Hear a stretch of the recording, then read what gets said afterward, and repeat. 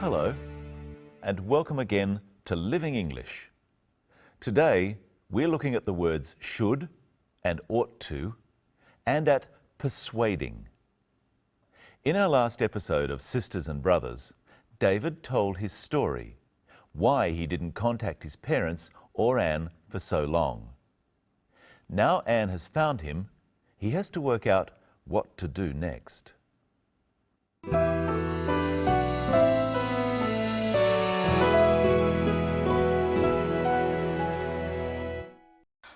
They'll be so relieved you're safe. We didn't know what to think, David. Can't I just disappear? You can pretend I don't exist. Oh, you should have told me. I could have helped. Didn't you realise we'd come and look for you? I just couldn't face Dad. You could have told your sister. I ought to have told you, Anne.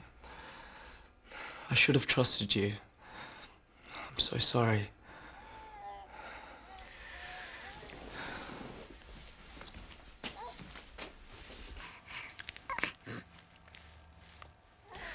He's so beautiful, David. You can't keep him from Mum and Dad. They're flesh and blood, David. They're Sam's grandparents. Don't you think they want to see him? Don't you think I want to meet your parents? Rose is right, David. Mum and Dad so much want to be grandparents. But not like this. Your secret's out now. Steve! It's all right, Sarah. Steve's right. I think David knows what he has to do. What do you suggest?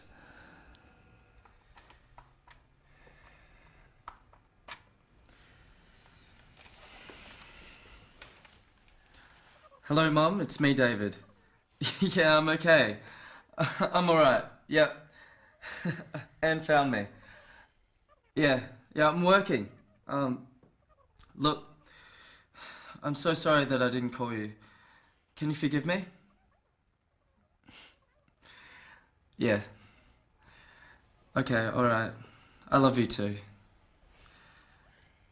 Yeah. Alright. Mum's crying.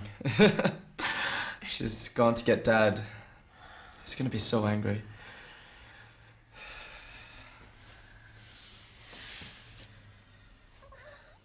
Hello, Dad? I wonder if David's father will be as angry as David thinks. We'll find out in the next episode. First, what does David think he should do? Listen. Can't I just disappear? You can pretend I don't exist. David suggests he should disappear. He says, "Can't I?" He's suggesting something. Try saying, "Can't I just disappear?" with David. Can't I just disappear? Now let's look at some useful phrases. Should have, could have, ought to have. They are all to do with things that David didn't do in the past, and Anne thinks he was wrong not to do them. What are these things? Let's listen. You should have told me. I could have helped. Didn't you realise we'd come and look for you? I just couldn't face Dad. You could have told your sister. I ought to have told you, Anne. I should have trusted you. Should have is used to talk about things it would have been better to do in the past. You can use it about other people or yourself. First, try saying it after Anne. Oh, you should have told me. Try some others using should have. I worn a jacket. I should have worn a jacket. Now I'm cold. You left earlier. You should have left earlier. Now you'll be late. They asked me to come. They should have asked me to come, and now I'm sad. And should have can be contracted to should have. The negative is shouldn't. I shouldn't have said that. I'm sorry. Anne also uses the phrase could have. Listen again. I could have helped. Didn't you realise we'd come and look for you? I just couldn't face Dad. You could have told your sister. Anne uses the phrase could have twice. I could have helped and you could have told your sister. Could is the past tense of can. By saying I could have helped, Anne is saying that she would have been able to help David in the past if he had let her. By saying this, she is also saying it would have been better for her to help. She also says, you could have told your sister. Anne is telling David off. She is angry with him because she is his sister and he kept a secret from her. Try saying, you could have told your sister with Anne.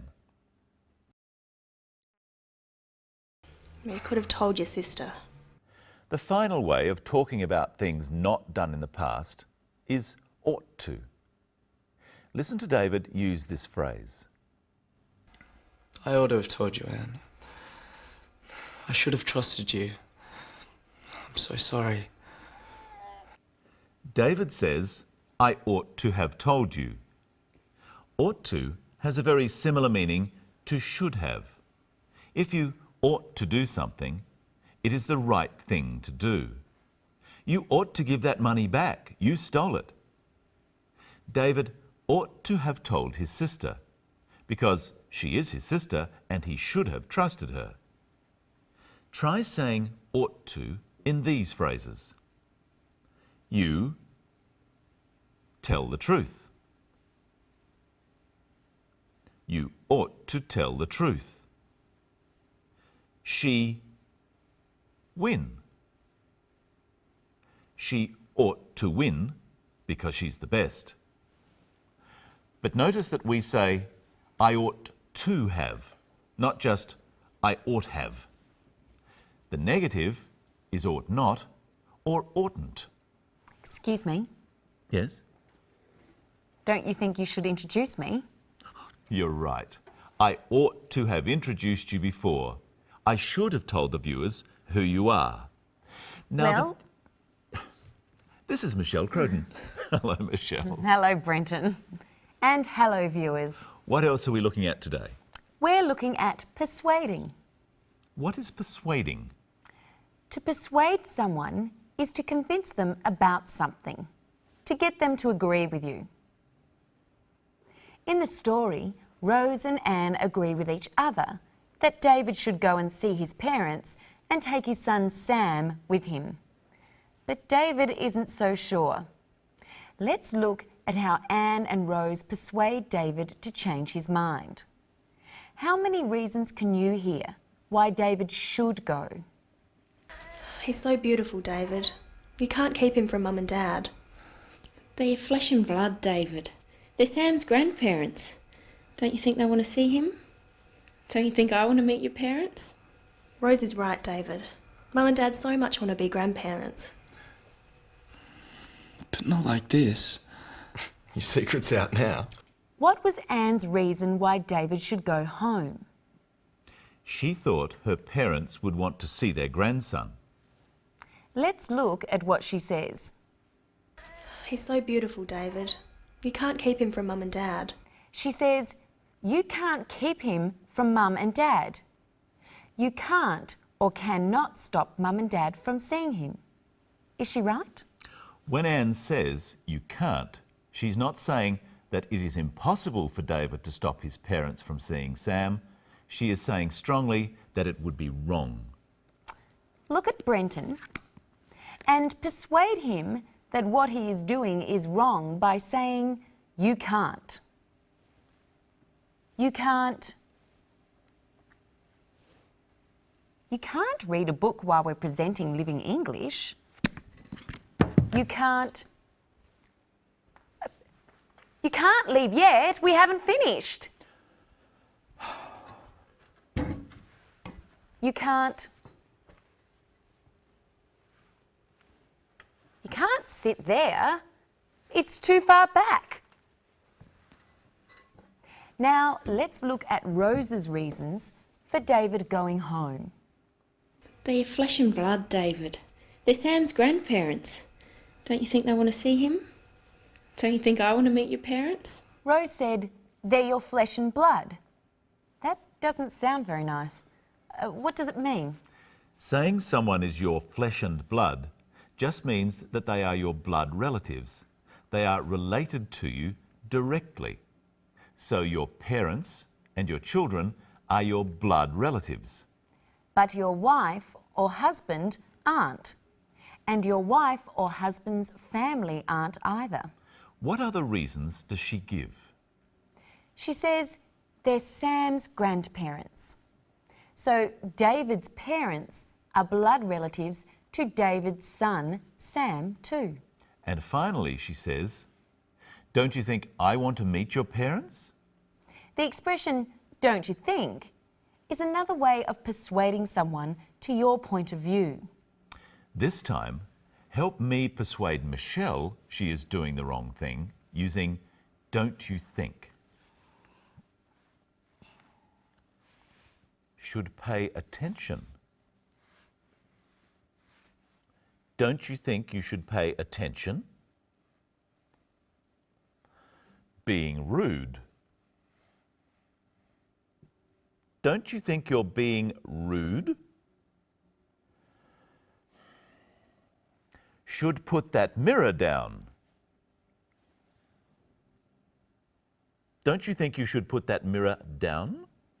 Oh, all right then.